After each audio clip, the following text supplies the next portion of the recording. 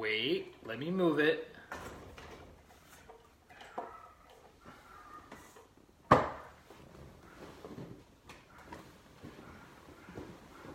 Hold on, everyone.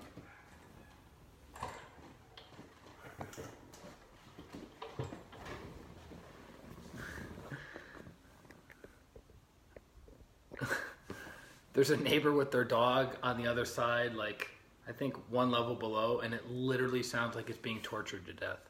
But it's not. It's not. So, what's up, Maria? Atma Namaste. It's my brother. Holy moly, Garrett Long, everyone. He's on the live stream. Hopefully he'll throw in a comment or two. Atma Namaste, everyone. Christian R. Long, Life Enhancement Consultant. Thought I'd jump on real quick, give you guys a shout out before dinner and before I head off to Kirtan. So for those of you who've never heard of Kirtan, what's up, Jessica? For those of you who've never heard of Kirtan, Kirtan is devotional chanting. So it's pretty much based in India. Different cultures and different religions have their own form of Kirtan. So an example would be in the Christian faith would be called worship music. What's up, Megan? Atma Namaste. Haven't seen you in about 20 years.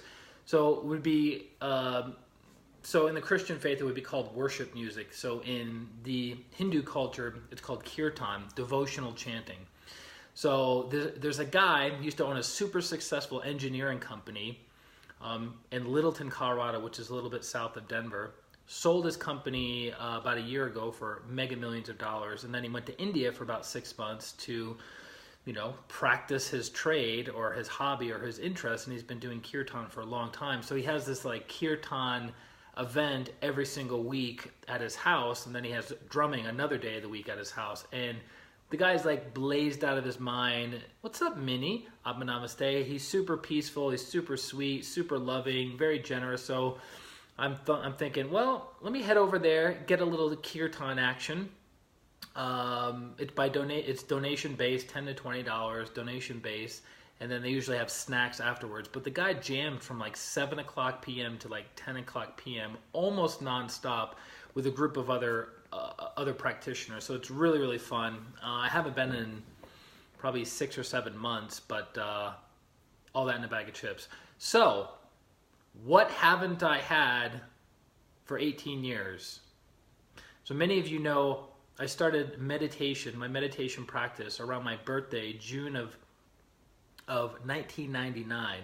And I'm not going to break out in the Prince song like we're going to party like it's 1999. But so this body officially started, what's up, Felipe? This body officially started meditating in 1999 with TM, or Transcendental Meditation. And I was taught in Lancaster, Massachusetts by Laura Wolf. She was my TM teacher. And then, what's up, Clara? And then she was a meditation teacher for about 35 years then. And that was almost 20 years ago. So I've had the blessed opportunity to go all over the world. Not all over the world. I haven't been to like 100 countries, but I've been able to go to a few countries. I've been all over the United States, and I've had the opportunity to meditate in all kinds of situations you can possibly imagine. Meditating in the car while not driving, meditating in traffic while someone else is driving, meditating in the water, meditating on a mountain, meditating in the snow, meditating in the burning, blazing hot sun, meditating on the beach, meditating in the beach, meditating in 5-star hotels, meditating with the homeless, meditating, meditating in a prison. I've had all these amazing opportunities to meditate in different scenarios, different locations, and different energies at different times of my life of meditating for 18 years. But the one thing I've never had in all my 18 years of meditating is this. Never had a meditation cushion ever. I think it's probably because I have traveled meditating on a paddle. Oh man, I haven't done that, Clara. All right, I gotta meditate on a paddle board just to like round off my experiences of where I've meditated. Maybe meditating in space. Ina, Atma Namaste, good to have you on. and meditating with you guys, meditating online, right? So I've never had a meditation cushion because I've always traveled, and I've been, for most of my life, been very nomadic. From one place to another place, this situation, that situation, traveling, staying here for a week or two, and then going somewhere else for a week or two. So I've been in Denver for about 5 years, which is the longest I've pretty much ever lived anywhere. The city of Denver is the longest I've ever lived in any city at any time in my entire incarnation of 37 years on this planet. It's kind of amazing when you think about it. So a friend of mine came out to visit me, and she goes, "You've been talking about getting this meditation cushion. You've been talking about it, but you haven't gotten it. So are you going to get a meditation cushion or not?" So I looked online. I saw a couple options, but you never quite know once it gets to you. And then there's a place called Mayu Sanctuary in Denver, Colorado, where they have different meditation teachers. They have different little areas of their facility where people can come and just do quiet meditation, and then other areas of their meditation facility where people will lead an actual meditation. And part of their facility has a storefront where they have meditation cushions. So I was like, well, let me try out some of their meditation cushions. And it had been about 1.5 years since I've been in their location. But I thought, you know what? I'm always buying stuff online. Why not support a local business? They're right down the street, and it's good karma to help them. And my friend was like, look, will you just buy it, and I'll give you the money as a gift, your Christmas gift of having a meditation cushion. And partly why a meditation cushion now than at other times in my life. By the way, this is full of buckwheat. And she's like, you have 30 days to try it. If you need more buckwheat, you can come and get more buckwheat at any time for free. And if it's not exactly what you wanted after 30 days or before 30 days, we'll just change out. We'll give you store credit. We'll whatever, right? They'll work with me. So why a meditation cushion now versus any other time in the 18 years? Why more now than ever before? So because of the work that I do, I've been a professional energy healer for 13 years. My meditation practice is the foundation of everything that I do. Because if I don't connect to the higher soul, and connect to the great ones, and connect to God, I'm not empowered to have the energy necessary to produce miraculous healings for my clients, which is super, super important to me. Now, I'm not attached to it. I'm not attached to miracles being produced in their lives. I'm simply having the intention and partly the expectation that, hey, you've had this condition of a migraine headache for years, one healing, let's make it disappear. You've had lower back pain for 5 years, one healing, let's make it disappear. Now, it doesn't always happen that way, but more times than not, we have miraculous healings. Not because I'm this great phenomenal healer, but because I have a great teacher, Master Choa Kok Sui, and a great healing system, pranic healing behind me. So Clara says, you input in the microwave and warm it up for your asana. Wait a minute. I put buckwheat in the microwave? Why would I put buckwheat in the microwave? What's up, Mohammed? Welcome to the stream. Allison, welcome to the stream. Thank you for coming on. So my meditation practice is super, super important in order to do the work that I do. And lately, my meditation experiences have been growing and changing and evolving. And if my body, my physical body, has a hard time being completely motionless and still, meaning I'm trying to find the right positioning in the seat. I don't meditate in this, but I meditate on these two little cushions, like they're big cushions actually. So I meditate on these two big cushions, but they kind of like shift as I'm moving around, as I'm going from one posture to another posture. And in order to have a deeper, more expansive meditation experience, it's good to be stationary so you don't move around. So most of the time when I've meditated in chairs, right? And a chair pretty much isn't going to move around, but sometimes they can be uncomfortable because I have a little butt with not a lot of fat on it, more muscle, but it hurts sometimes. So I've always had this like weird enviousness of people with big butts, and I'm like, man, they're sitting in that chair and it probably doesn't hurt at all. That's wonderful, man.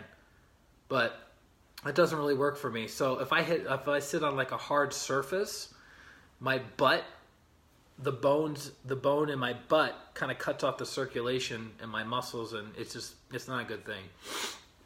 So God didn't bless me with a big fat butt. Anyways, so having this little cushion, I can place my gentle, fatless butt on the cushion and be still. And with the stillness, when your physical body is still, meaning you're like this and you're not like constantly readjusting and readjusting and readjusting. When your physical body is still, your emotional body, where we have our feelings, becomes more activated. So if you notice, if you're able to still your physical body long enough, you start having feelings coming up in your body. As those feelings come up in your body, you become aware of them. You don't judge them. You go, why am I feeling anger? Why am I feeling irritability? Why am I feeling anxiousness? Why am I feeling stressed out? This is a meditation. I'm supposed to be experiencing all this wonderful bliss and stillness and expansion of consciousness. What's going on, right? Don't worry about it. Simply be aware of the feelings that you're having. And as your consciousness and awareness shines on those feelings, it dissipates them. And then guess what? Now you have a still physical body. You have calm emotions. And then guess what gets stimulated next? Your thoughts. So errands you have to do, people you have to call, goals, projects, obligations, responsibilities in your mental body start getting stimulated. So that's when people go, man, whenever I sit and try to meditate, I can't stop thinking. I can't quiet my mind. It's basically the byproduct of stilling the physical body, stimulates the emotions. As the emotions calm down, the mind gets stimulated. Welcome to the world of meditation, right? Welcome to the world of expansion of consciousness. So what do you do when you have a lot of racing thoughts? You just be aware of them. Don't judge them. Don't suppress them. Don't try to push them away. Simply go, oh, having thoughts of housework, having thoughts of dry cleaning, having thoughts of calling this person, I'm having thoughts about having thoughts about having thoughts of the meditation. Man, it's okay. Hey, Paula, Atma Namaste. Simply be aware of your thoughts. Now, as you have a still Namaste, as you have a still physical body, still emotional body, and a still mental body, now what happens? What becomes activated? The higher intuition. What's up, Natalia? Thanks for sharing. Appreciate it. What becomes activated next? Higher intuition. So we're always trying to seek higher intuition, right? We're asking God, the great ones, the angels, the deities, the devas, are trying to, what do I do next? What do I do next? What do I do next? What's my calling? What's my purpose? Why am I here? Should I take this path or should I take that path? Should I talk to this person or should I talk to that person? Should I not talk to this person and not talk to this person? What should I do? How should I show up? Well, if you have a still physical body, you have calm emotions, you have a still mind, you have expansion of energy, you have access to your higher intuition that can guide you when you ask those questions. There's an old saying that prayer is talking to God and meditation is listening. So we all have our questions. We all know what we want answered in our lives, but how many of us are able to be still enough to hear the whisper of the higher soul? So that's why Christian has decided to get this cushion for his little butt. So he has stillness, more stillness than usual. Granted, I mean, keep in mind, I've been practicing for a long time, 18 years of meditation. I've gotten relatively proficient and efficient at stilling my physical body. What's up, Jennifer? But if I can assist myself a little bit more, I will. I'm kind of like, I think from the old school of yoga,